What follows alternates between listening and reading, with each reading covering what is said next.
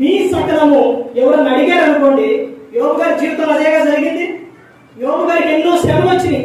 వచ్చిన తర్వాత భార్య వచ్చేమంటే ఎందుకు ఇంకా దేవుడు దేవుడు అంటావు, దేవుడిని దూషించి మరణము కమ్ము అన్నప్పుడు దేవుడు ఇచ్చినప్పుడేమో భార్య తీసుకున్నాం, ఇప్పుడు దేవుడు తీసినప్పుడేమో దేవుడు దూషించమంటాం. మూర్ఖురాలు మాట్లాడినట్టు మాట్లాడద్దు అంటే ఇప్పుడు ఆయన సహనం చూశారంటే సకల జనులకు తెలియబడింది. తర్వాత వాళ్ళ ఫ్రెండ్స్ రావటం అయినా సరే ఆయన ఏం కలిగాడు, సహనం కలిగాడు. యోగు నీ సకలము సకల జనులకు తెలియబడి దేని గురించి కూడా చింతపడద్దు.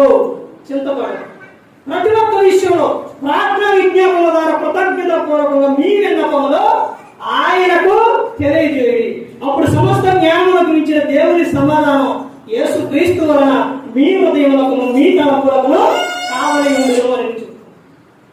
కావాలంటే 33:3 నాకు మొరపెట్టుము నీకు ఉత్తరం ఇచ్చేదను, నీకు తెలియని ఘోరమైన సంగతులు నేను మీకు తెలియజేస్తాను. అంటే ప్రతి ఒక్కరు కూడా గమనించుకోవాల్సిన విషయం ఏంటంటే మీరు ఈ మౌనం అనేది సంఘాలు ఉంటే చెప్పే సేవకి ఇదిగా ఉండదండి. నేను వెళ్ళిన ప్రదేశాల్లో చాలా మంది నేను మాట చెప్పగానే మళ్ళీ నాకు రిపీట్ ఇస్తాను. మిమ్మల్ని బాధ పెట్టాలని విషయం చెప్పట్లేదు, నేను మాట రిఫరెన్స్ చెప్పగానే చదువుతుంది, వెంటనే వచ్చేసి ఆ విధంగా అంత ఇదిగా ఉండాలి. దేవునికి భయపడితే ఉండే ఆశీర్వాదం ఎలా ఉంటుందన్నది ఇక్కడ చెబుతున్నారు. మీ కోరికల దేవుడు ఏం చేస్తాడో నెరవేరుస్తారు అని చెబుతారు. మీకు ఏది అవసరమో అదే ఇస్తారు. ఇక్కడ పాప ఉందంటే ఆ పాపకి ఏదైనా కావాలనుకోండి, దేవుడు ఎలా ఇస్తారంటే ఉదాహరణ చెప్తాను. ఎలా ఇస్తారంటే ఇప్పుడు ఆ పాప లారీ పాప కావాలనుకోండి, లారీ పాప ఇస్తావా? ఇస్తే ఏం జరిగింది? తలుపు చేసింది. ఇప్పుడు ఏదన్నా షాక్ ఎత్తుంది అనుకోండి, షాకు అది కావాలి కావాలి కావాలంటే అది ఇస్తున్నా? ఇస్తే ఏం చేసింది?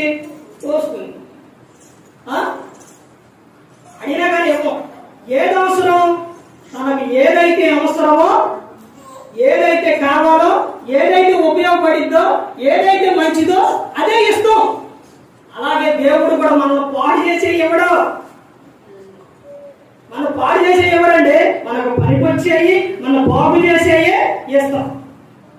నీ కోరిక దేవుడు అలాగా తీరుస్తుంది.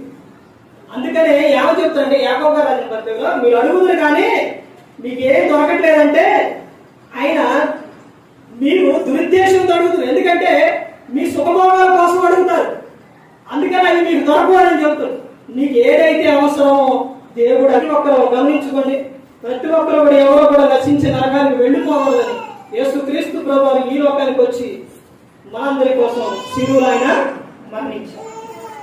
ప్రతి ఒక్కరు కూడా దేవుని యందు భయభక్తులు కలిగి పరిశుద్ధాత్మ మాట వింటూ హృదయ శుద్ధిని కాపాడుకుంటూ క్రీస్తుని కోరి నడుచుకున్నప్పుడు ఈ లోకం విడిచినప్పుడు పరలోకానికి మరి ఏ నిలబెట్టి మాట్లాడించిన తండ్రి దేవునికి కృతజ్ఞతాస్తుతులు చెల్లిస్తూ ఇంతవరకు శ్రద్ధగా ఉన్న మీకు